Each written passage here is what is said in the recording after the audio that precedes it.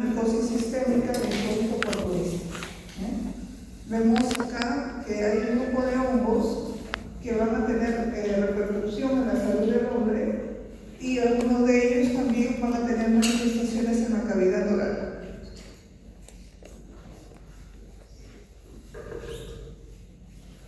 Cuando hablamos de micosis subcutánea, entonces debemos comprender acá que estos hongos tienen que haber atravesado la piel, tienen que haber tenido una puerta de ingreso.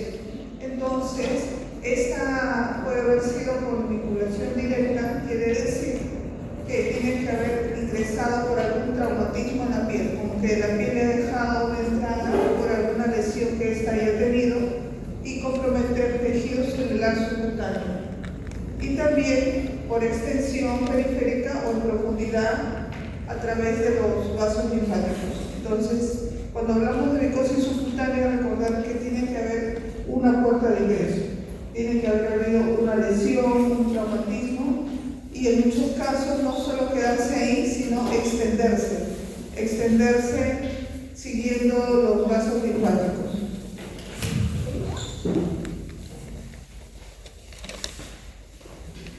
Dentro de la micosis subcutánea tenemos una importante que es la esporotricosis. La esporotricosis es una infección causada por un hongo dimórfico. ¿Qué significa un hongo dimórfico? Aquel que podía desarrollar tanto la forma filamentosa, ¿no es cierto?, en el medio ambiente y la forma alevadouriforme en el cuerpo humano, una vez que crece. Entonces, este esporotrichene generalmente es una especie saprofita que va a estar sobre los restos de las hojas, sobre los restos de vegetación, en el suelo, en la tierra, pero de material, esta materia orgánica descompuesta. Entonces, este más va a estar referido a este tipo de hongos en zonas rurales, en zonas donde se dedican a la agricultura, al cultivo de flores ornamentales. La piel es de los hospederos que debe sufrir un trauma que permita el ingreso de las conidias. ¿Qué significan las conidias? Esas esporas que presentan estos hongos filamentosos, pero que están expuestas. Entonces, al estar expuestas, estas conidias fácilmente van a ser inhaladas. Estas, al ser inhaladas, van a, y en algunos casos, en este caso, van a ingresar por la lesión o por la herida y recorrer los canales linfáticos. Inicialmente se van a desarrollar unas lesiones granulomatosas, entonces se va a formar una úlcera en un inicio, para luego estas van a seguir el camino linfocutáneo.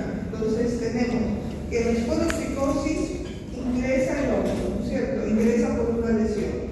Las conidias son las que van a ingresar y lo primero que se va a formar es una lesión granulomatosa. Luego, este hongo no quedándose ahí, se puede extender, no puede avanzar por los vasos linfáticos. Por ejemplo, vemos acá un cuadro de esporotricosis, un caso inusual porque es en una niña, y tenemos que acá está localizada la lesión, ¿no? Esta úlcera está localizada y esto es lo que se conoce como una esporotricosis como que fija, y en algunos casos es la que se puede extender. Entonces, acá luego vamos a ver el esporotrichene en la garza buró. Entonces, podemos decir que esta esporotricosis es causada por el esporotrichene homodimórfico. Este es ampliamente distribuido, sobre todo en zonas tropicales y subtropicales, y está asociado a plantas, vegetación, restos en el suelo. Y la mayor incidencia es en trabajadores agrícolas o personas que trabajan expuestas en el campo. En esta representación esquemática estamos viendo a una persona que se dedica a la horticultura, al cultivo de las plantas y flores. Este fácilmente se puede lastimar con una astilla, ¿no es cierto? Con una astilla de estas flores, y se va a formar inicialmente esta lesión.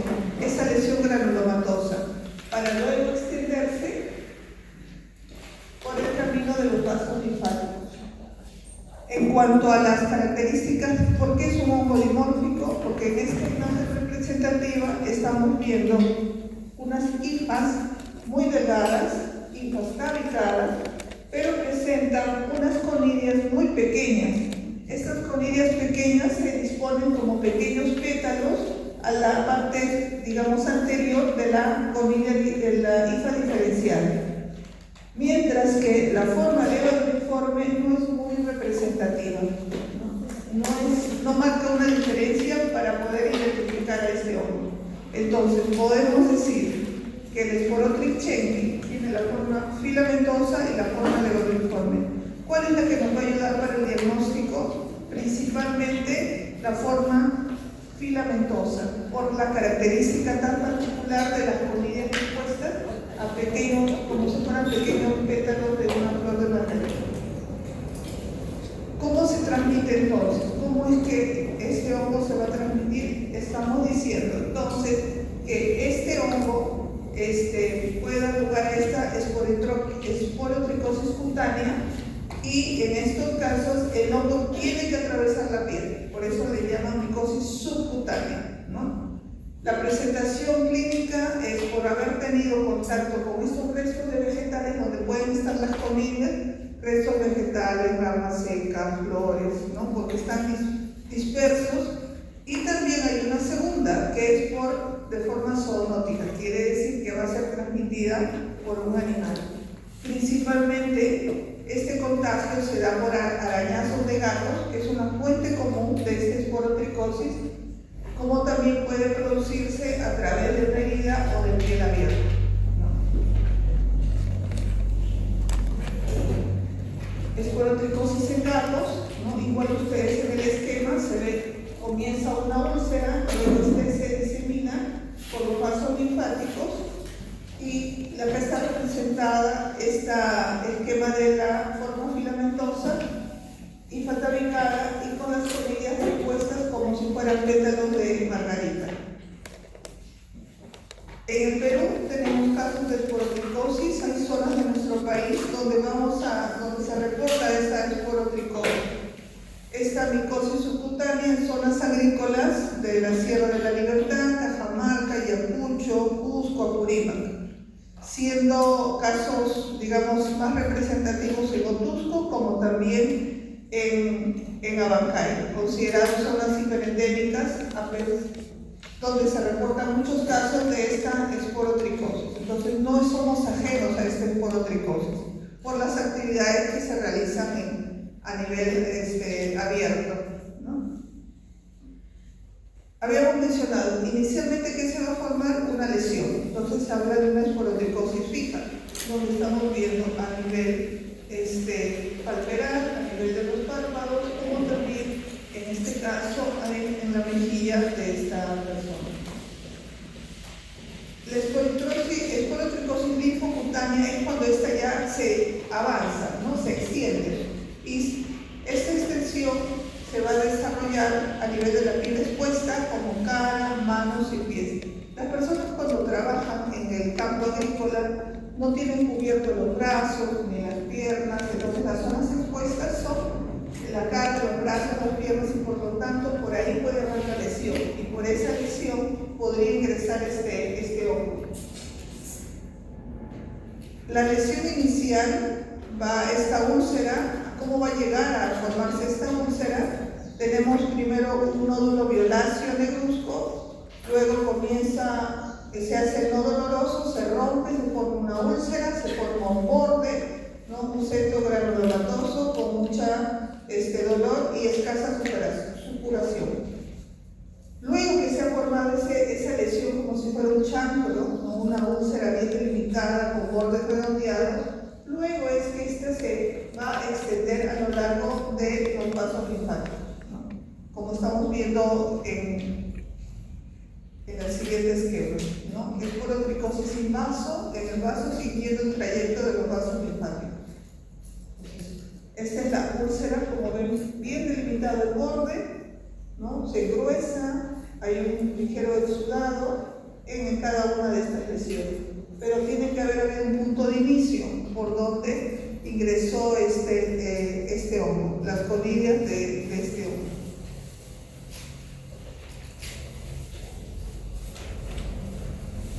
¿Cómo haríamos el estudio de este hongo, el estudio micológico?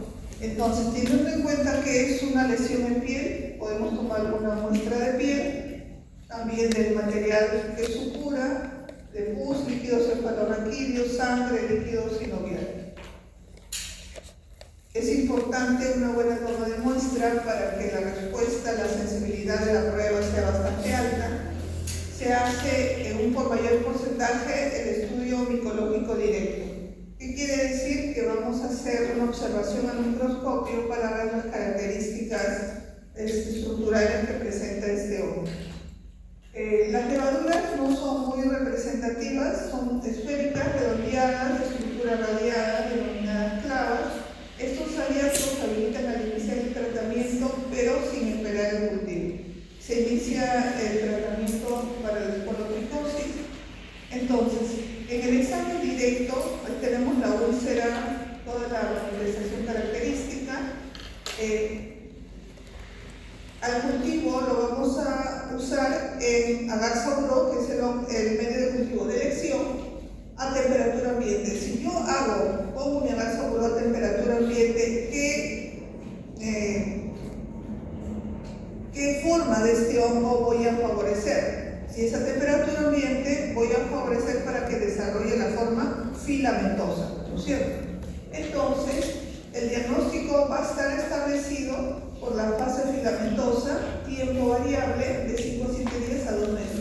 ¿Por qué la forma filamentosa? Porque es la más representativa, que hemos dicho que es hifa delgada, tabicada, la hifa diferenciada, las conidias como si fueran pequeños pétalos. Entonces, el diagnóstico micológico no ayuda mucho el examen directo, lo que sí va a ayudar es el cultivo en agar-saburó. Pero ya por la manifestación clínica inician el tratamiento sin esperar el cultivo.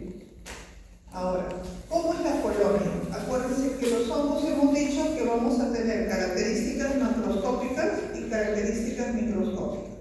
Las características macroscópicas van a estar en función del aspecto del micelio, ¿cierto? En este caso, ¿qué podemos decir? Que la colonia es filamentosa, radiada, lisa, rugosa o aterciopelada, y el color también va a variar de acuerdo a la edad del hongo, de consistencia membranosa a resistente. A la microscopía, que es lo más representativo que estamos mencionando, entonces, hifa delgada, tabicada, ramificada, que sostiene microconidias o alargadas ovoides a manera de pétalos de una flor. Entonces, este es el micelio que hace crecer. Acá hay un acercamiento donde dice radiado, que puede ser medio aterciopelado a color blanquecino. Y eso mucho va a depender de la edad. Pero esta es la forma característica, ¿no?, de poder identificar la forma filamentosa de este Sporotrix chequii. Para yo hacer desarrollar esto, acuérdense que tiene que ser en agar-saburó y como condiciones para un hongo ambiental.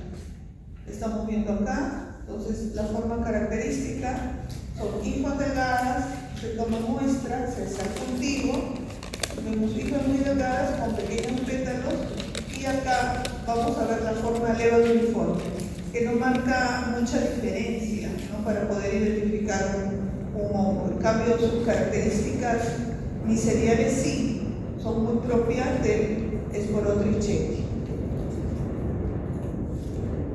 Así como se hace cultivo, ustedes saben que la respuesta inmune nos da también un alcance para hacer un diagnóstico, sobre todo cuando se reportan zonas de nuestro país donde hay un alto índice de cierta enfermedad, y en este caso de una enfermedad micológica.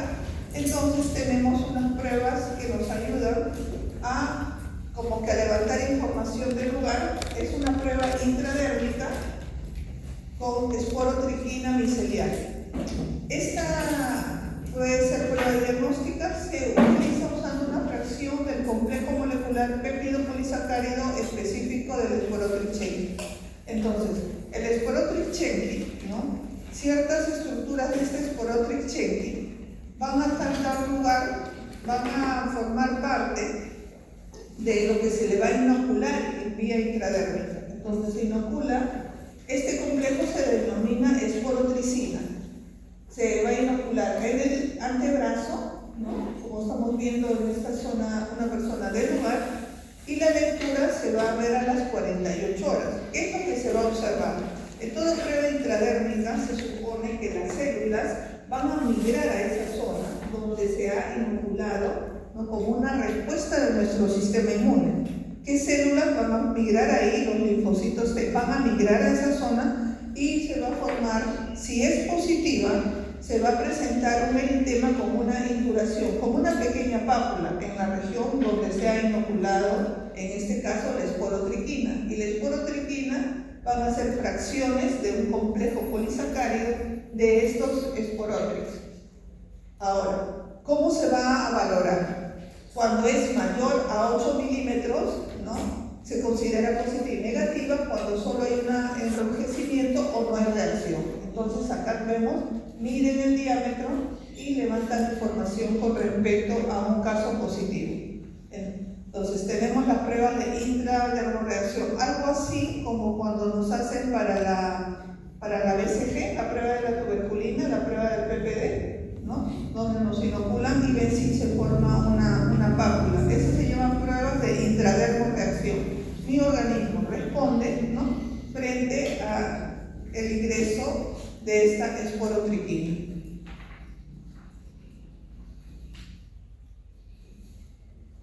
Ahora vamos a pasar a micosis sistémicas. Micosis sistémicas van a ingresar a nuestro organismo por inhalación y no quedándose ahí, esta se puede diseminar. Por lo tanto, el compromiso inicial va a ser a nivel pulmonar. Se adquiere por inhalación, la mayoría son asintomáticas. Las personas del lugar, para ellos ya están adaptados, ¿no? Su sistema inmune los tiene ya controlados a este tipo de micosis, pero de repente si nosotros vamos a esos lugares, somos ajenos a esos lugares, podemos inhalar y nuestro sistema inmune recién se va a poner en contacto y puede estar desarrollando, y sobre todo, acuérdense, cuando nuestro sistema inmune no está competente, ¿no? Acá juega mucho que nuestro sistema inmune se encuentre, digamos, potencialmente activo, porque si se encuentra deprimido, entonces estamos expensos a este tipo de enfermedades. La diseminación puede ser a cualquier órgano, cada uno va a tener cierta predilección por algún sitio anatómico.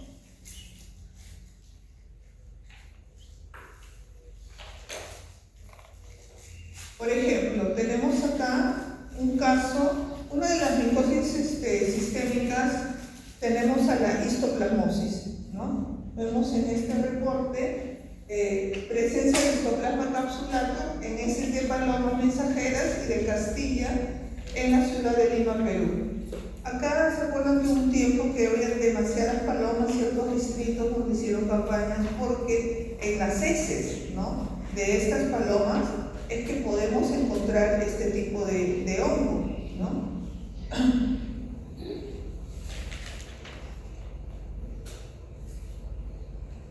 La histoplasmosis es una infección entonces causada por el hongo dimórfico Histoplasma capsulatum, variedad capsulatum. Enfermedad sistémica y afecta al sistema fagomonocitario y retículo endotelial. Se va a adquirir por inhalación de las colonias, generalmente asintomática en las personas en las zonas endémicas del lugar. Una menor proporción puede ser subaguda y crónica y diseminarse a otros órganos como puede ser el vaso, el hígado, el cerebro. En este esquema tenemos este hongo va a poder estar en lugares donde se tienen aves, ¿no? Aves de corral, ¿no? Porque las heces es la que vamos a encontrar a este hongo. También vamos a encontrarlo en las cavernas o cuevas donde hay presencia de murciélagos, ¿no? Está asociado la presencia de este hongo. Entonces, las personas lo que hacen es inhalar, ¿no? Van a inhalar y se puede propagar. Inicialmente va a ir a haber un compromiso a nivel pulmonar. El histoplasma capsulatum, ¿no?, este agente de la histoplasmosis, entonces, ¿dónde lo vamos a encontrar? Vamos a encontrar en el suelo donde hay alto contenido de nitrógeno, que viene a ser en este material de las heces del guano proveniente de aves domésticas, aves migratorias y de los murciélagos. Entonces, digamos que esa es la fuente donde va a estar presente este hongo. Entonces, cuando de repente las personas que están dedicadas a estas tareas ya son asintomáticas, pero podría estar afectando a cualquier persona que es ajena a esas actividades o su sistema inmune se encuentra deprimido. La transmisión es por vía de la inhalación, el 95% de los casos, y un pequeño porcentaje podría ser cutáneo. La enfermedad aparece entre el tercero y el 17º día después de la exposición. Entonces acá estamos viendo. En el suelo donde hay alto contenido de nitrógeno en las heces, estamos viendo la forma filamentosa, ¿cierto? Y estas conidias son las que se van a inhalar. Y luego van a ser fagocitadas y las vamos a encontrar dentro de estos macrófagos.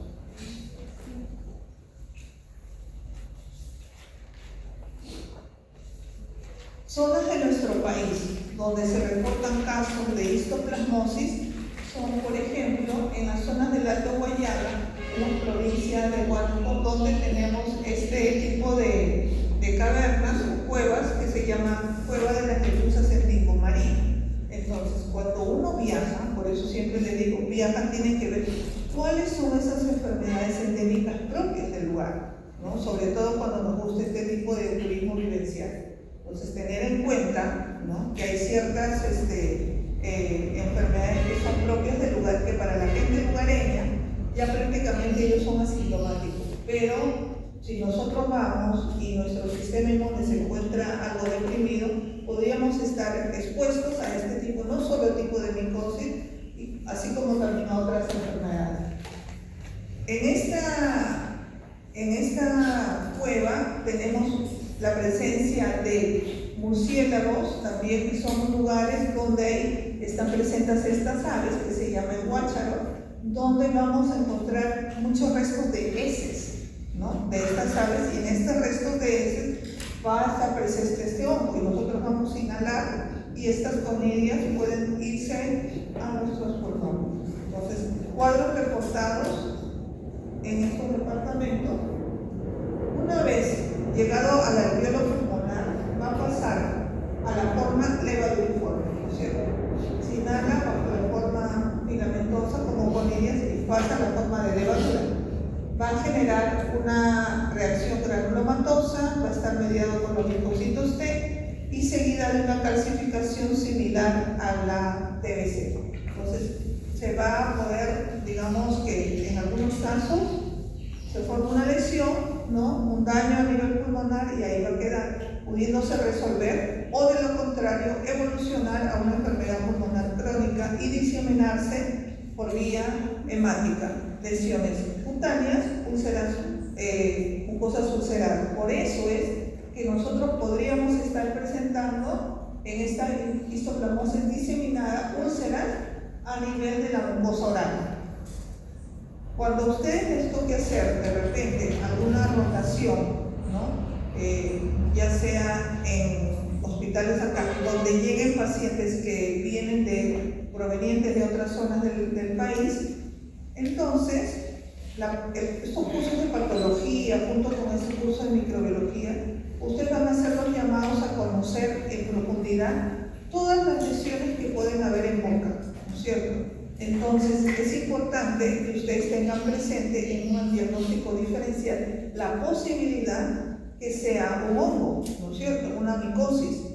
Para eso es importante hacer una buena historia clínica, actividad que realiza, zona de procedencia, ¿no?, porque estas lesiones tienen que, en un diagnóstico diferencial, poder saber qué tipo de lesión, cuál es lo que está originando, y tenemos entonces acá este paciente de 30 años de edad con una enfermedad que ha evolucionado a lesiones granulomatosas en la lengua, acá una úlcera a nivel del paladar, y al hacerse un frotis, ¿no es cierto? Hacemos un frotis de la lesión. ¿Qué estadio voy a encontrar? ¿La filamentosa o la levaduriforme? Hacen un frotis de la lesión, ¿no? Que van a encontrar, digamos, a nivel de estas úlceras. Acá tenemos también una úlcera a nivel del paladar. ¿Qué estadio sería? ¿No? ¿O qué etapa del hongo? Porque estamos mencionando que puede desarrollar dos formas. La forma levaduriforme. O sea, acuérdense que en el cuerpo es levaduriforme, afuera es la forma filamentosa. ¿Cómo ingresó? Por inhalación. ¿Qué inhaló? Inhaló en este caso las comillas, ¿no? Cuando están expuestas se denomina por inhala, y lo que se observa son levaduras intracelulares del histoplasma capsular, que están dentro, como vamos a ver acá, en este caso de histoplasmosis. Hay una lesión nodular hipercoloreada en la encía y en el reborde alveolar. Cuando se hace el estudio citológico muestra macrófagos con presencia de levaduras intracitoplasmáticas, como estamos viendo en esta imagen, y un halo perinuclear. Entonces, lo que se va a observar están bastante pequeñitas, que luego cuando vean la imagen en el plano van a ver que están dentro de, ¿no? Porque ellas han sido fagocitadas. Vemos un caso ya más extendida la foto, que hay destrucción del paladar. Entonces, una de las consideraciones a tener es que podría ser originado por un cuadro de histoplasmosis, ¿no? Ahora, ¿qué marca que sea un paciente con VIH? Al estar inmunocomprometido, ¿no es cierto? Ahí es donde prácticamente deja puerta abierta a cualquier tipo de enfermedades por encontrar su organismo sumamente debilitado, ¿no? Su sistema inmune.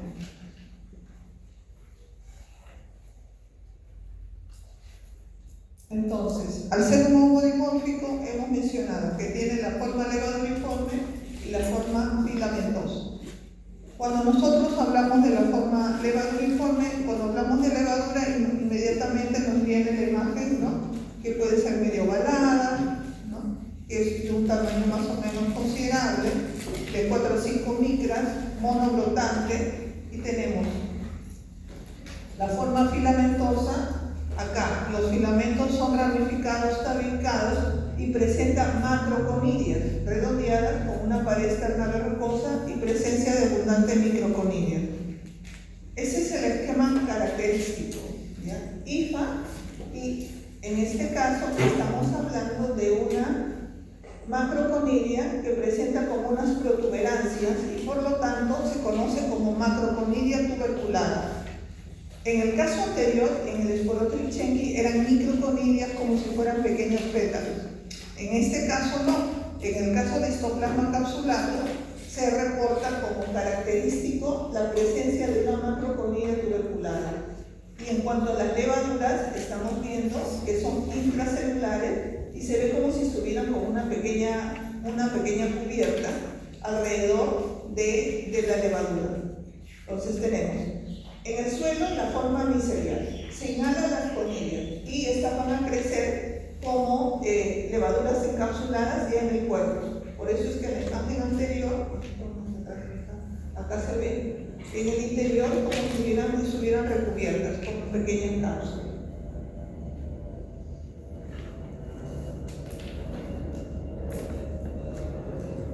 Si hacemos un frotis citológico, estamos viendo levaduras intracelulares para histoplasma capsulado. Se ve como un pequeño reborde. Y para el caso del cultivo, ¿no? Vamos a ver el crecimiento filamentoso, donde podemos observar esta macroconilia. Entonces, histoplasma capsulato presenta una macroconilia con protuberancias alrededor, y por eso se le llama macroconilia tuberculada. Entonces, esta es una característica importante de la fase filamentosa para la identificación de histoplasma capsulato. ¿Cómo sería entonces el para histoplasmosis. La muestra, como es un compromiso pulmonar, inicialmente es punto. Si luego podemos hablar de una biopsia, al examen directo puede ser frotisis o cortes histopatológicos, donde ¿qué es lo que se va a observar? Las levaduras intracelulares, incluidas del polimorfo nuclear, como si tuvieran una pequeña cápsula alrededor. Entonces, esto se observaría en una muestra, ¿no?, del paciente, ya sea un esputo o una secreción, ¿no?, un raspado de la lesión. Pero al cultivo, ¿no?, ahora, si yo quiero hacer crecer, tendría que decir, ya, ¿a qué quiero hacer crecer? ¿La forma filamentosa o la forma levaduriforme? Partiendo de ese criterio. Si deseo hacer crecer el caso, voy a utilizar, ¿no?, si yo quiero desarrollar esta forma en Alaxaburó con dextrosa con cicloheximida y clorofénico. Acá le están dando a este Alaxaburó un carácter mucho más selectivo. Teniendo en cuenta el origen de la muestra, lo que vamos a hacer es ponerle un antibiótico, ¿no?, y también ponerle un antimicótico que elimine todo otro tipo de hongo y deje solamente a estos hongos sistémicos. Se incuban a 25 grados centígrados de 6 a 2 semanas y también se puede utilizar el agar sangre o el agar chocolate. En la fase filamentosa, las colonias características, que son las que están de color blanco, algodonosas, y a la microscopía, las macroconidias tuberculadas y pequeñas microconidias. Acá, histoplasma capsulato, la fotografía del cultivo, se observa colonia de la fase levaduriforme en la parte inferior y una colonia filamentosa en la parte superior. Las colonias de las levaduras, acuérdense que se asemejan mucho a la colonia de una bacteria, ¿no?, que tienen ese aspecto. En cambio, la forma filamentosa, hemos dicho que si es algodonoso, que si es aterciopelado, velloso, ¿no?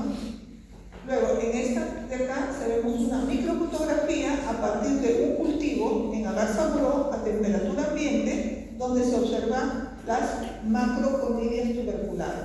Entonces, vamos viendo que en el caso de la esporotricosis, ¿cuál es la estructura que me permite la identificación de esporotrichente? ¿Cuál sería? ¿La forma filamentosa o la forma levaduriforme? Para esporotrichente hemos dicho la forma filamentosa y delgada con conidias como si fueran pétalos de margarita. En el caso de histoplasma capsulato, nos ayuda la forma también filamentosa con macroconidias tuberculares. Y ayudan para la identificación.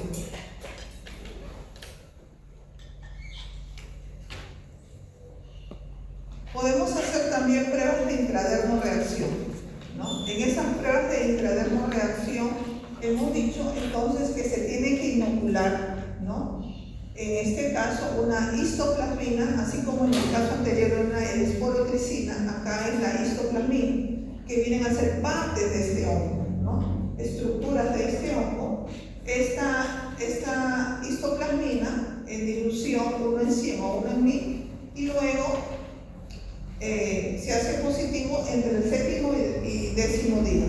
Una reacción positiva, una induración, ¿no?, que me va a determinar que hay una infección actual o una pasada. ¿Por qué? Porque va a reconocer, ¿no?, reconoce, migra ahí, hay un reconocimiento, y luego reacción negativa, ausencia de infección, o que ya está confinada esta reacción de histoplasmosis. Utilidad, estudios endémicos. Igual como en el caso anterior, van a esas zonas y en epidemiología hay mucho que hay un control, ¿no? Hay un control. Entonces, ¿qué pruebas nos pueden ayudar para la población y hacer un estudio cómo va respondiendo esa infección? Entonces, si va cediendo, si siguen incrementando los cuadros, en esos estudios epidemiológicos se utilizan mucho estas pruebas de intradermo-reacción. Ahora, si hay laboratorios, ustedes saben hoy en día que si ustedes ven todos los artículos, la mayoría se van a hacer la identificación basadas en el estudio del subácido nucleico, que vienen a ser las pruebas moleculares. La reacción en cadena de la polimerasa te ayuda de una manera rápida a un diagnóstico de histoplasmosis técnica en tejido propio alveolar. Porque en ese caso, acuérdense de que toman una biopsia y con técnicas de biología molecular, con PCR, a partir de la biopsia no hay necesidad de hacer el cultivo, nada. Entonces el otro camino es el estudio molecular, basado en el ADN, en este caso de Histoplasma capsulatum, que puede ser fácilmente identificada la presencia de este hongo.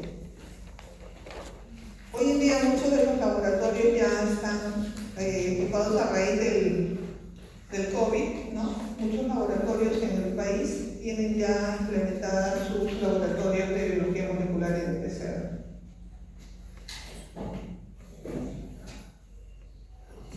Hasta ahí, histoplasma capsulatum, ¿no es cierto? Estamos hablando de la histoplasmosis. Ahora, tenemos también otra micosis sistémica de mucha importancia en nuestro país, que es la paracoccidioidomicosis. Este agente etiológico es el hongo Paracoccidioides brasiliensis. También es un hongo dimórfico que va a estar presente en zonas rurales de abundante vegetación, climas tropicales.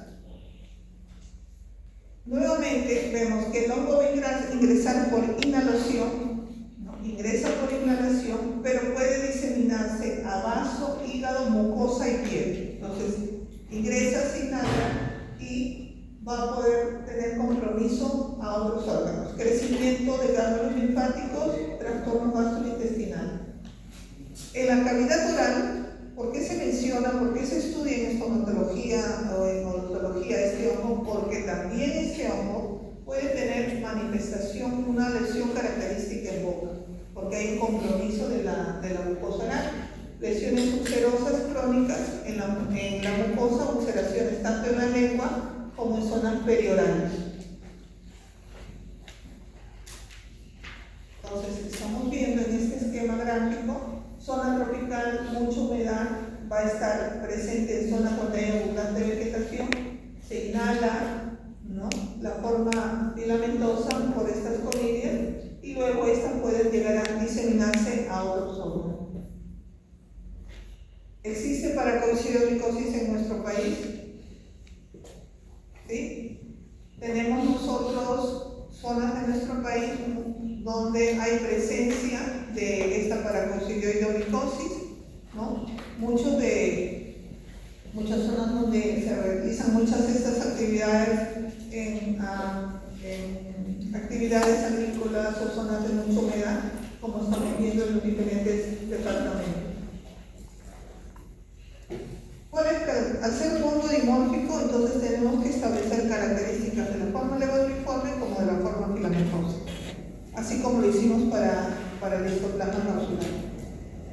Acá la levadura, ¿no?, es muy particular, es bastante grande, de 10 a 25 micras, hasta pudiendo alcanzar 40 a 50 micras, ya eso marca diferencia, ¿no es cierto? Es una levadura, pero esta levadura es multiglotante o multigemante. Quiere decir que tenemos una levadura grande, ¿no?, y vamos a encontrar como pequeñas yemas alrededor. Es la forma parasitaria y se obtienen los cultivos en medios ricos o enriquecidos a 37 grados centígrados. Entonces, acá es diferente. Acá lo que nos va a ayudar para la identificación no es la forma filamentosa, sino la forma levaduliforme. ¿Por qué? Porque su levadura es grande y presenta pequeños brotes alrededor de la levadura. En cambio, la forma filamentosa y ramificadas, tabicadas, va a presentar clavinosporas intercalares en la forma saprofítica y podría recuperarse en medios de agar saburó a 28 grados centígrados. Entonces, si yo quiero recuperar estos hongos dimórficos en la forma levaduliforme, voy a optar por medios enriquecidos, ¿no?, que van a favorecer el desarrollo de estas levaduras. Si yo quiero recuperar las formas filamentosas, opto por el agar saburó a temperatura ambiente. Este es un esquema de la levadura, muchos brotes alrededor, y por eso esta levadura le conocen como levadura como timón de barco, porque es como asemeja la levadura con bastantes brotes alrededor. Entonces la literatura la reporta así. Así es como se va a observar yemas alrededor, ¿no? Levadura multibrotánica, como vemos en ese esquema. En cambio, la forma filamentosa solamente es una hifa tabicada, ¿no? Presencia de algunas estructuras de clamidopora, pero no es muy representativa. Como es la forma filamentosa, clamidopora intercalaria. ¿Cómo se va a manifestar en boca, ¿no? Esta paracocidioidomicosis? En los pacientes generalmente va a comprometer lo que es borde de las encías, la mucosa, rebordes alveolares, con afectación pulmonar en una radiografía de tórax. Entonces, paciente que tiene compromiso pulmonar y presenta estas lesiones en cavidad bucal a nivel de mucosa, hay que tener en cuenta para el diagnóstico diferencial y además actividad que realiza, de dónde proviene, compromiso pulmonar, compromiso a nivel de la mucosa oral, hay que considerar la posibilidad de una paracocidioidomicosis. Entonces, compromiso pulmonar presenta estas características a nivel de la mucosa, a nivel del borde de las encías, entonces considerar la posibilidad de un tipo de micosis sistémica, como cual la paracocidioidomicosis. Lesiones en paladar y lesiones granulomatosas en la mucosa vestibular, úlcera en la encía inferior de paracocidioidomicosis. Muchos de estos cuadros, por ejemplo los que hacen los médicos que hacen su rotación en medicina tropical, ¿no? Por eso vienen gente de otras partes del mundo a países como el nuestro, que tienen estas zonas tropicales, donde llegan los casos, ¿no? Llegan casos así como pueden ser el tipo de leishmania, lo que hemos visto la clase de parásitos, cosas que son inusuales en otras partes del mundo, ¿no? Y vienen también para estudiar este tipo de micosis, ¿no? Son micosis que van a tener manifestaciones en cavidad bucal, como es la histoplasmosis y la paracocidioidomicosis. O cuando ven esos programas, por ejemplo, de medicina, ¿no? Como el doctor House, ¿no? Doctor House, ya en el Doctor House a veces hay algunos capítulos que se refieren a estas enfermedades tropicales, ¿no? Donde para ellos es raro hacer el diagnóstico diferencial hasta llegar, y por ahí sale alguna enfermedad que nosotros conocemos, ¿no? En algunos capítulos que son muy propios de los países de Sudamérica como es el Perú. Bien, entonces, ¿qué estamos viendo? En este caso, es un estudio ya muy característico de patología, donde menciona el labio con una microquelia en el hemilabio inferior derecho, úlceras, sobre todo, mucosa, semimucosa, úlcera en paladar duro, que vendría a ser el C, y algo muy característico que es en el D, ¿no? Que la literatura mucho lo refiere, son úlceras de aspecto moriforme en la mucosa labial y el reborde alveolar. Esas úlceras, en este caso de paracocidioidomicosis, hacen la apariencia como si tuvieran puntitos, como si fuera la superficie de un fruto rojo. Eso es como, ¿cómo se llama? Eso es como, que son bien granulares, esos frutos rojitos, ¿no? Entonces tiene la apariencia mora, como una mora, por eso le dicen moriforme.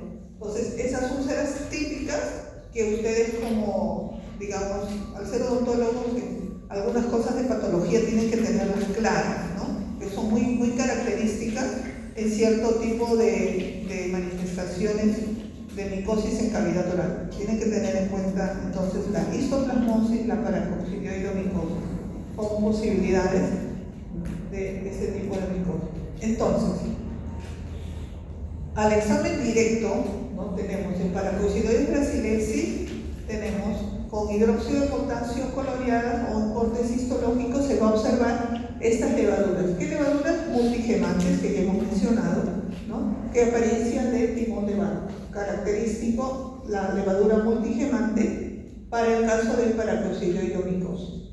Y para el cultivo ya sabemos que necesita más tiempo. Vamos a poder desarrollar, al ser una levadura, menciona un medio enriquecido, ¿no es cierto? Queremos la forma levaduriforme, que vendría a ser un agar BHI, donde la colonia característica en este caso de paracoccidioidomicosis, esta levadura tiene la forma de cerebro, por eso le dicen colonia cerebriforme, ¿no? Para el caso de paracoccidioidomicosis, ¿no?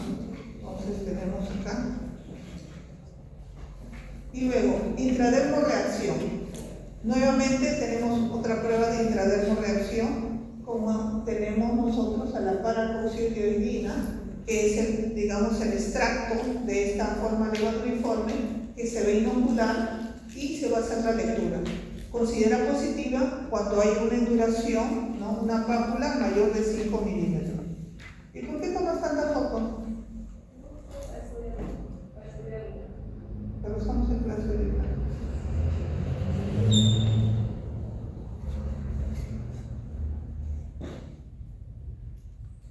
Y luego tenemos entonces a la micosis oportunista. Como su nombre lo dice, una micosis oportunista es la que se va a valer de ciertas condiciones, ¿no? del ser humano. Ciertas etapas de la vida, o estar pasando por algún cuadro infeccioso, o pasar alguna situación que hace que haya un desequilibrio en cuanto a los microorganismos que forman parte de una microbiota normal, ¿no es cierto? Sabemos que nosotros ya hemos visto que estamos tapizados microorganismos y también hablamos de que hay algunas bacterias o microorganismos que son benéficos para el hombre y se habla de un equilibrio, ¿no? Hoy en día muy en boga está eso de mantener una microbiota, ¿no? Estable, que va a controlar que se instalen otros microorganismos, ¿no? Tenemos las que son que nos ayudan, que son favorables. Se habla mucho de mantener una microbiota intestinal. También tener una microbiota que nos va a defender de que otros microorganismos se instalen. Entonces, cuando nuestro sistema inmune se ve comprometido, bajan nuestras defensas, se van a proliferar otro tipo de microorganismos. Y sí, eso también está relacionado con el tipo de las micosis oportunistas. ¿Cuándo podría aprovecharse? Cuando el mecanismo de defensa se ve alterado, ya sea durante la gestación, pacientes adultos mayores o niños muy pequeños, ¿no? Son etapas donde podríamos estar, digamos, con nuestro sistema inmune un poco deprimido. Traumatismos, pacientes con quemaduras, ya hemos mencionado que la piel es nuestra primera línea de defensa, ¿no es cierto?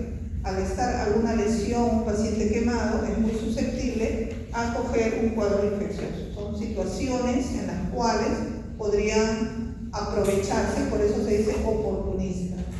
Alteraciones hematológicas o pacientes con medicación. Pacientes que están con protocolos de antibióticos por 21 días, pacientes que están con corticoides, pacientes que están con tratamiento oncológico. Todas esas situaciones también van a de alguna manera condicionar a que nuestro sistema inmune se vea alterado.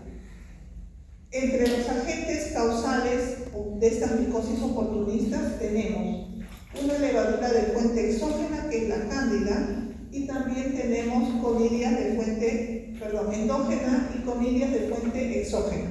Entonces, cuando hablamos de las levaduras, ¿no? Hablamos de cándida, sabemos pues que nosotros tomamos una muestra de diferentes ecosistemas primarios de nuestra cavidad bucal, ¿no? Podemos encontrar cándida, ya sea en saliva, en mucosa, ¿no? En la parte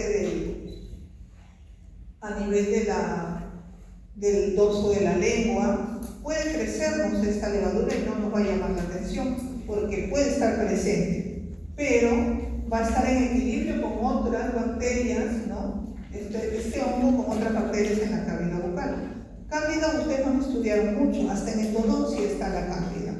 Miren, la cándida puede ir a colonizar esos pequeños canales, ¿no? Radiculares. Entonces, el tema de cándida, candidiasis, es bastante estudiado en la parte de estomatología. Ahora vamos a ver que también hay otro tipo de micosis oportunista que puede estar causada por conidias. O sea, si yo hablo de conidias, entonces estoy hablando de qué tipo de hongo, filamentoso o levaduriforme. un hongo filamentoso, porque las conidias son esas esporas, ¿no?, que van a ser inhaladas. Habíamos dicho conidias cuando la espora es externa, ¿no?, y endoespora cuando la conidia está dentro de algo. Entonces yo puedo inhalar esas conidias y mencionan entonces que esta micosis oportunista está siendo originada por algunos casos por levaduras endógenas, como también de conidias externas, exógenas, ¿ya? Una manifestación de esta micosis oportunista es la candidiasis, ¿no? Cuando nosotros hablamos de candidiasis, tenemos una candidiasis superficial, es aquella que puede estar comprometiendo mucosas, piel y anexos. Porque ya hemos visto que esta cándida también podría estar relacionada con un dermatofito, ¿no?, aprovechando, sobre todo haciendo algunas onicomicosas. Ahora, existe esta candidiasis, ustedes van a ver que hay varios tipos de candidiasis, en patología van a ver. Una de las principales es la candidiasis pseudomembranosa, hay la candidiasis crónica, la candidiasis eritematosa, pero una de las manifestaciones más características es la candidiasis pseudomembranosa. ¿Por qué? Porque va a formar como pequeñas placas, ¿no?, de blanquecinas a cremas en la superficie de las mucosas. Miren cómo ha colonizado a nivel orofaringio, como también la superficie de la lengua, ¿no? Llega a colonizar. Para que se dé esta situación, significa pues que el sistema inmune está muy deprimido, ¿no es cierto? Y esta levadura, esta cándida, se está aprovechando de esta situación.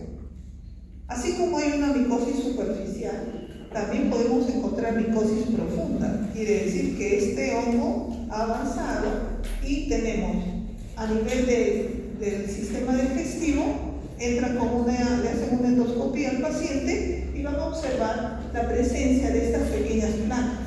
También se puede encontrar a nivel de aparato urinario, peritoneo, pulmones y sistema nervioso central. Ya prácticamente un sistema inmune muy deprimido, ¿no?, que puede estar comprometiendo ya este tipo de órganos o tejidos. Entonces, si nos quedamos con esta candidiasis pseudomembranosa, podemos ver estas formaciones blanquecinas conocidas con diferentes nombres, moniliasis, mugue. La característica es que esta se va a poder remover, ¿no? Puedo yo remover y va a quedar una zona media rojiza, se va a poder. Pero hay una candidiasis ya más crónica que va a ser un poco difícil de poder levantar. Entonces, la característica es placas blancas que se desprenden al impacto, ¿no? Una de las características hoy día que vamos a tener en cuenta es que Candida albicans, que es el representante de esta candidiasis, va a tener dentro de sus factores de virulencia, de su patogenicidad, es la capacidad de adherencia. Y esa capacidad de adherencia va a estar mediada porque van a tener la facilidad de formar pseudohifas, ¿no? ¿Quiénes forman hifas verdaderas? Van a formar los hongos filamentosos. Pero Cándida, ¿no?, como especie Cándida albicans, vemos la formación de estas pseudohifas que habíamos dicho que eran alargamientos, se comprimían, se alargaban y se comprimían. No tiene paredes paralelas como es el caso de un hongo filamentoso. Entonces, tenemos, esta es el cultivo de Cándida, ¿cierto? Van a desarrollar este tipo de colonias, ¿no? Colonias de borde entero, convexas, cremosas, ¿no? Y si hacemos una coloración, observaremos que se observan levaduras gram positivas, ¿no?, con múltiples yemas que estamos observando acá. Esa es la característica de esta levadura, ¿no? ¿Con qué se ha tenido ahí? Se ha tenido con gram, ¿no? Y se observa claramente a esta cándida, a esta levadura. ¿Cuáles son los factores de patogenicidad entonces de Cándida albicans? Principalmente la capacidad de adherencia que esta tiene, Cándida albicans, por estas adhesinas. Permiten la unión de la levadura a receptores en el hospedador, como también a materiales plásticos que podrían estar colonizados, ¿no? Como llámese la prótesis y los catéteres. Un tipo de candidiasis es que ustedes van a observar es la candidiasis subprotésica, ¿no? Porque como pueden colonizar, entonces el paciente, ¿no?, que usan estas prótesis removibles tienen que ser adecuadamente mantener o desinfectadas, porque van a ser colonizadas por esta cándida, ¿no?, dejando una lesión eritematosa en la zona de contacto. Luego, Candida albicans también tiene enzimas, ¿no?, que a veces no se tienen en cuenta, que son proteinasas y fosfolipasas. Y si yo hablo de proteinasas y fosfolipasas, ¿no?, ya por bioquímica, entonces va a tener acción sobre el tejido. ¿Y dónde encontramos fosfolípidos? En la membrana, ¿no?, en la membrana de una célula, porque es una capa lipídica insertada con proteína. Por lo tanto, esta Candida albicans tiene este tipo de enzimas, ¿no?, capaces entonces de comprometer, ¿no?, y diseminarse por los tejidos del hospedador, gracias a estas enzimas, proteinasas y fosfolipasas. Luego, pigmotropismo. Al encontrar cierta discontinuidad entre célula y célula de ciertos tejidos, esta cándida también puede ingresar, ¿no?, puede ingresar por esta capacidad de ingresar por discontinuidades en los tejidos. Además, produce la producción de toxinas y sustancias inmunosupresoras que van a estar actuando sobre mecanismos de defensa en la cavidad oral, como es la inmunoglobulina A, que ustedes saben que puede estar presente en fluidos como es la saliva. Entonces, en sí, esta Candida albicans le va a sumar mucho estos mecanismos, estos factores de virulencia. Entonces, por un lado, el huésped va a tener como factor de defensa la integridad de estos mecanismos, en específico lo que es integridad de la piel y la mucosa que estamos mencionando, ¿no es cierto? Ese es un mecanismo inespecífico por parte del huésped. Y específicos tenemos acá la participación de los linfocitos T y también la respuesta inespecífica humoral mediada por los anticuerpos, pero con menor valor. ¿Qué factores pueden predisponer, ¿no? ¿Qué puede predisponer? Habíamos dicho que como es oportunista para el caso de esta micosis, mencionamos entonces, ya que si el paciente está con un tratamiento prolongado, ya sea de antibióticos, si están con vía, con catéteres, si tiene nutrición parenteral, si tiene materiales protésicos, porque puede ir a colonizar a nivel de las válvulas, paciente con diabetes. Muchos casos, ustedes van a ver muchos artículos donde relacionan diabetes, candidiasis, ¿no?, a nivel de la cavidad bucal. El alto es como que le da, hay un incremento de azúcar en sangre, y sabemos que el azúcar es fermentada por estas cándidas, ¿no?, por estas levaduras, ¿no? En candidiasis cutánea, el VIH-Sida también, porque disminuye nuestra defensa, esta candidiasis se va a exacerbar, las neoplasias, corticoides o a otros inmunosupresores. Entonces, por eso es oportunista, ¿no?, porque se le van a dar todas estas condiciones que esta cándida va a aprovechar, esta Candida albicans.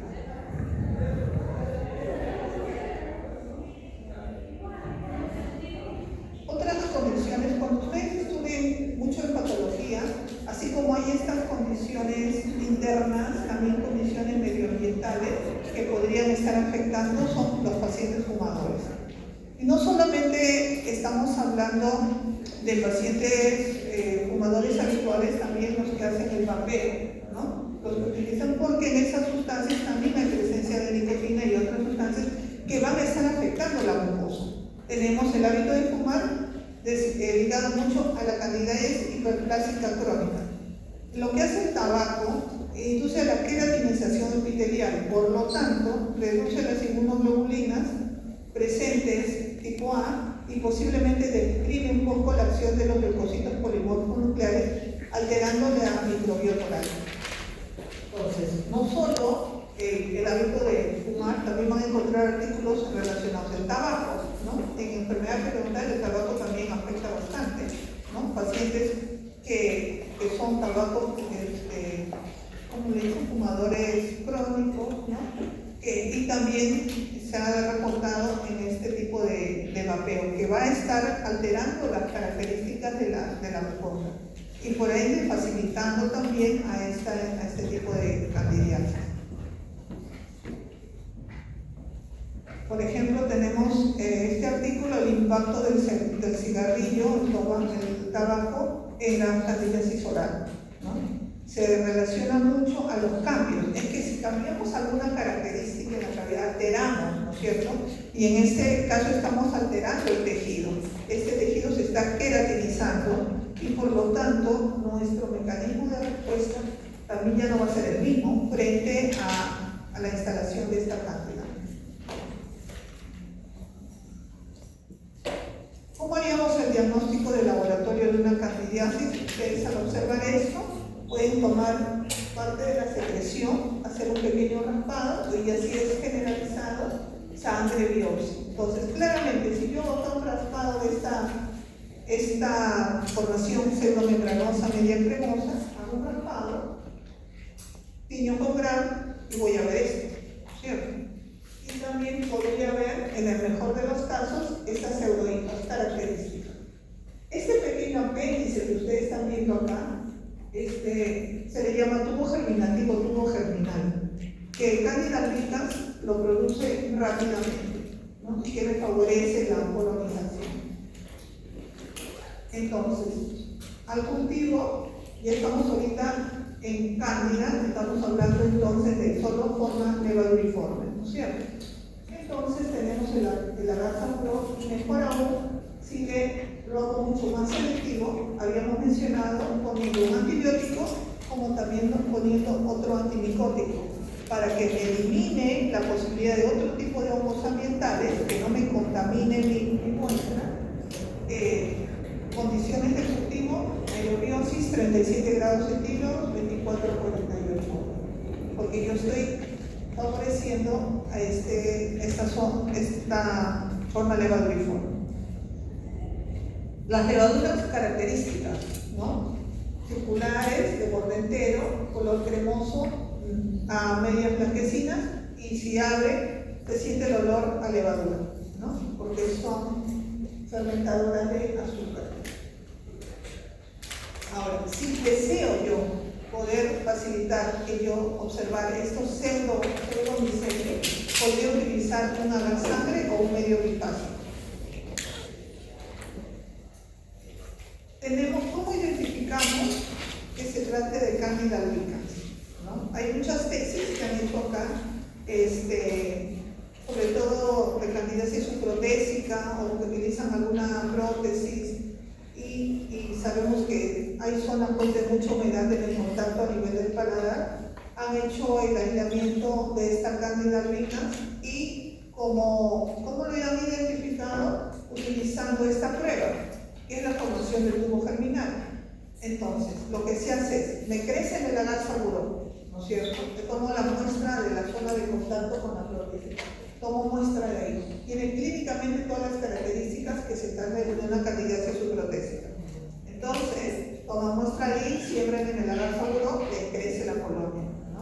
Pero yo no sé si se trata de albicans, por lo tanto, su siguiente paso para identificar es la prueba de filamentación o tubo germinal. ¿Cómo van a hacer eso? Van a tomar parte de la colonia, la van a suspender, ¿no? En 0.5 mililitros de suero, ya sea de humano o de conejo, ¿no? En suero sanguíneo. Se incuba, se lleva a incubar, y en espacio de ¿cuánto? De 2 a 4 horas.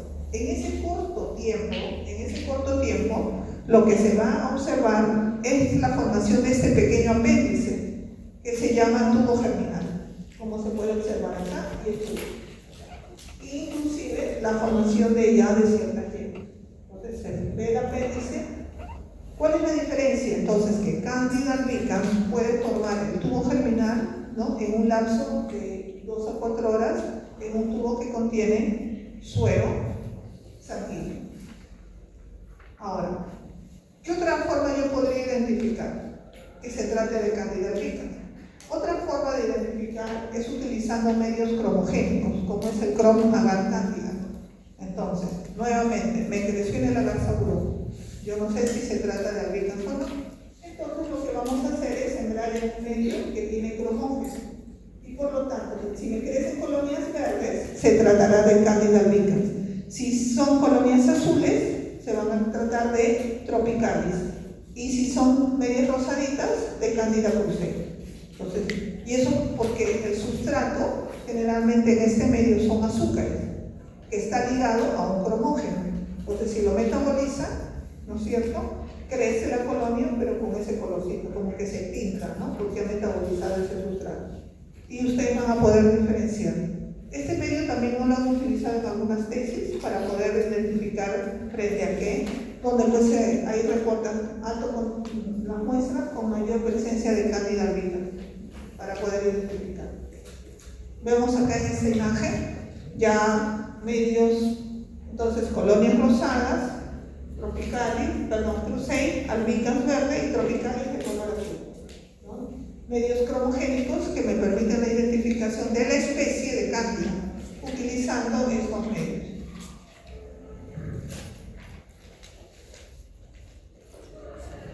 Otra manera de identificar es mediante su metabolismo, ¿no es cierto? Sabemos entonces que podemos enfrentarla a fermentación de carbohidratos. Una característica de las levaduras es que pueden fermentar carbohidratos, pero vamos a enfrentarlo a varios carbohidratos en esta prueba.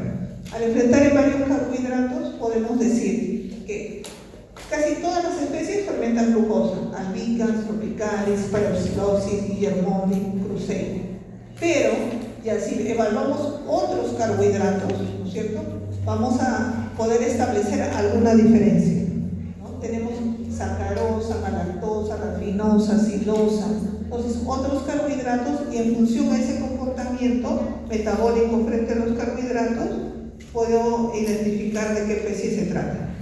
Entonces, otra prueba para identificación de Candida albicans, además del tubo germinal, además de usar medios cromogénicos, es enfrentarlo a diferentes tipos de carbohidratos y según la respuesta, la identificación. Por ejemplo, tenemos acá a Candida albicans, ¿no?, que es negativo para rafinosa, para celulosa, para maltosa, o sea, positivo para maltosa.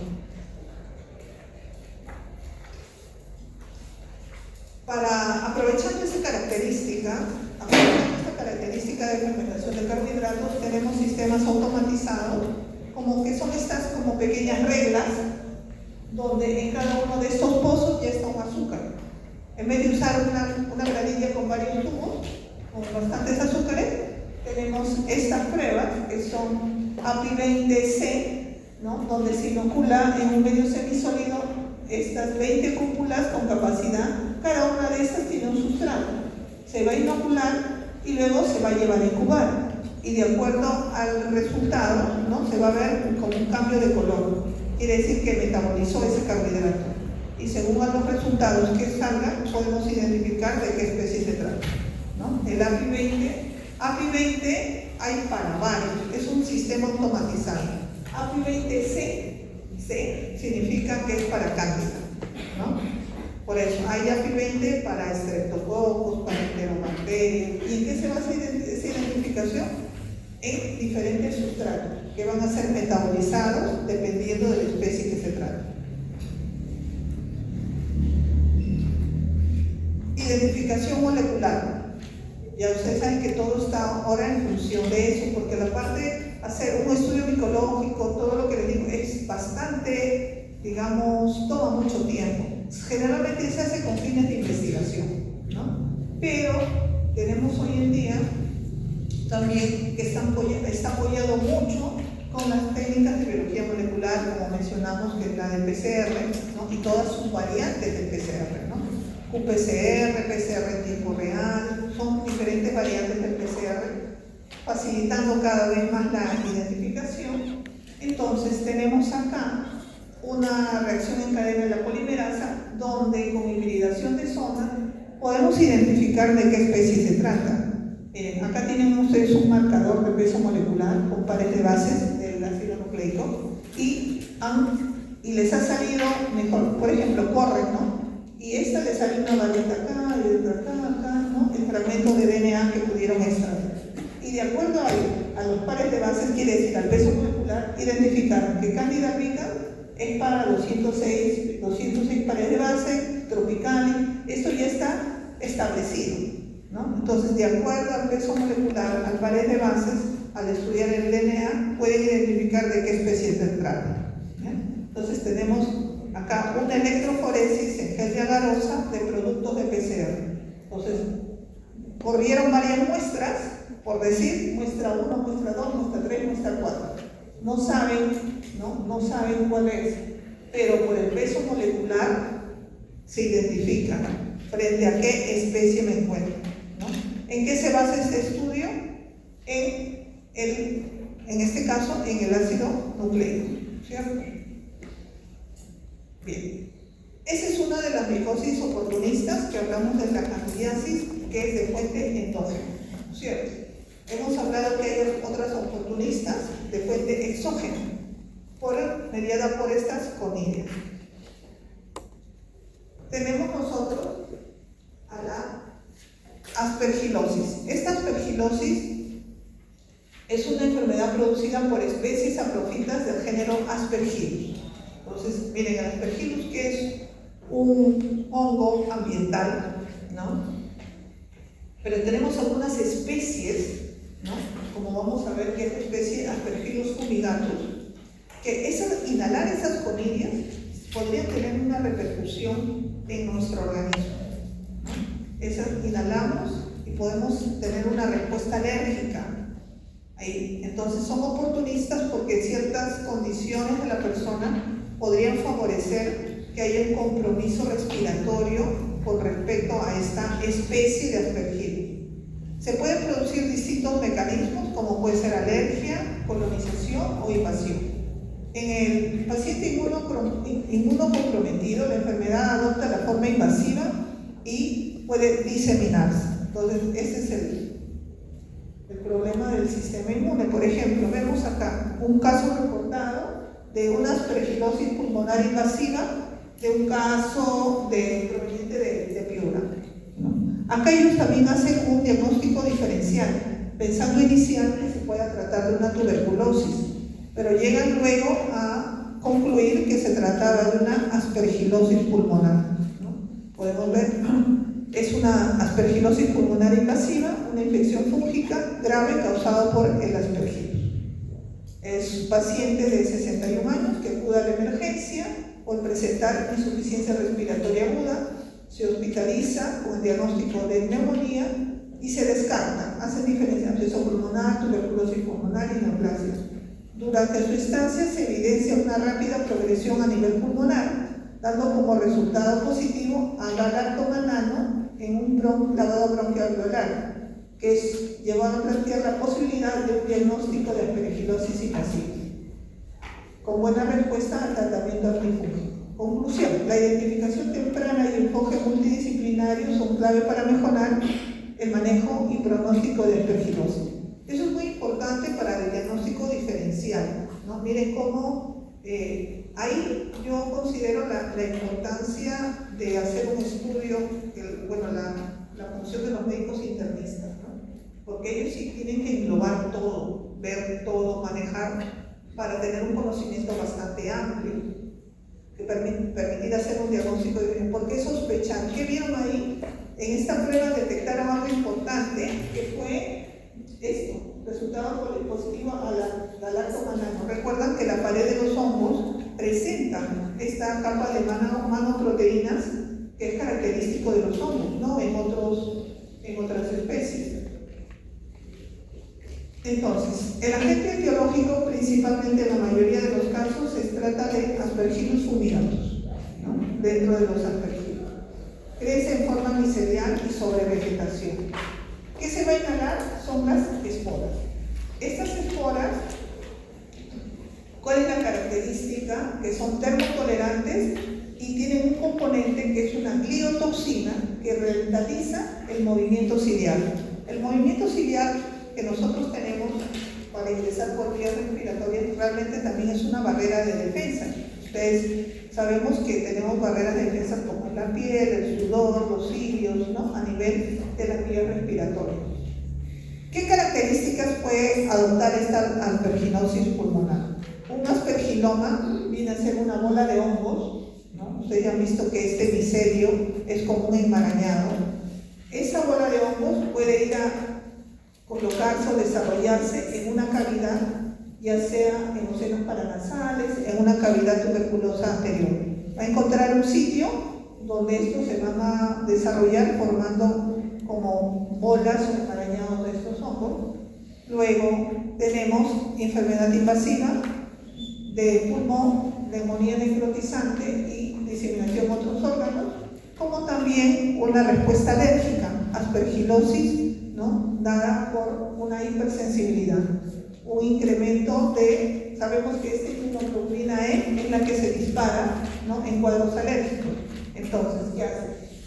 De un cuadro respiratorio, de 2 a IgE se incrementa, entonces relacionamos que ese proceso respiratorio es una respuesta alérgica. Ahora, ¿qué fue la fuente? En este caso, esta aspergilosis.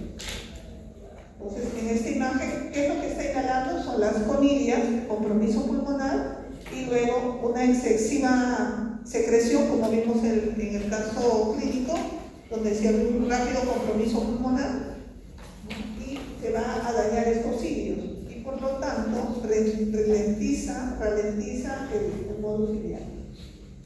Veamos este esquema. Entonces, acá hay un aspergiloma. En la radiografía ven una zona opacada como una bola ahí que está formado por esta forma filamentosa.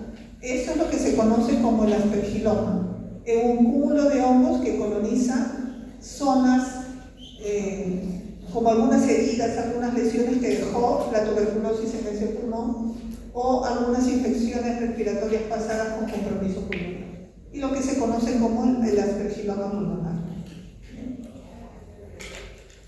Bien. Entonces, hasta acá estamos viendo lo que son micosis subcutáneas, micosis sistémicas y micosis oportunistas. En micosis subcutáneas, el día de hoy, ¿cuál hemos estudiado? Subcutánea. ¿Cuál es esa micosis? La esporotricosis. La esporotricosis, ¿cierto? En este caso, esta esporotricosis asocia a mucha gente que está dedicada a actividades del campo, ¿no? Zonas rurales, como son ya sea la extracción de la madera, o floricultura, horticultura, y tiene que haber ocurrido un traumatismo, una puerta de entrada, para que pueda ingresar este hongo en el esporotricosis, ¿cierto? Luego pasamos a micosis sistémica, ¿no? En el caso de micosis sistémica hablamos de inhalación, y acá claramente se establece la acción del hongo dimórfico. Ingresan como conilias que están afuera y ya en nuestro organismo pasan a la forma levaduriforme. Tenemos dos principales, ¿cuáles fueron? Histoplasmosis y la paracoccidioidomicosis.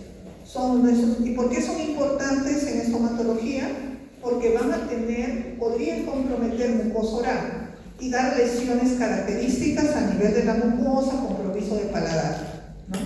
Por eso es importante que ustedes conozcan, ¿no? Que no solo es candidiasis, si bien es cierto es la que más ustedes van a ver, pero no sabemos de acá dónde van a estar ustedes, ¿no? En un futuro, ¿no? Pueden estar trabajando en un hospital, derivan pacientes.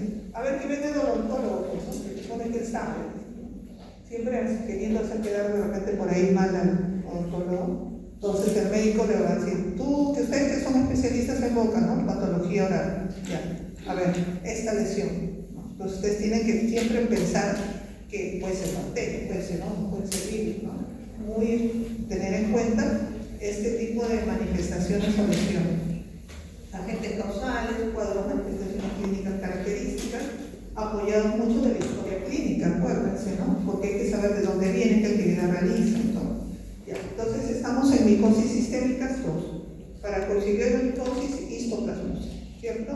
Y luego, en cuanto a las micosis oportunistas, tenemos un claro ejemplo que es la candidiasis, ¿no? ¿no es cierto?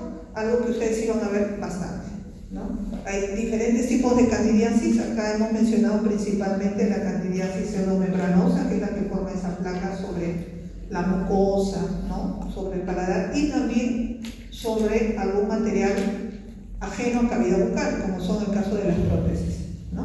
Donde también puede colonizar fácilmente esta cavidad bucal por la presencia de esta micosis oportunista, que es la candidiasis, y la otra micosis oportunista es la que está relacionada a cuadros alérgicos por inhalación de conidias, ¿no? Esta aspergilosis.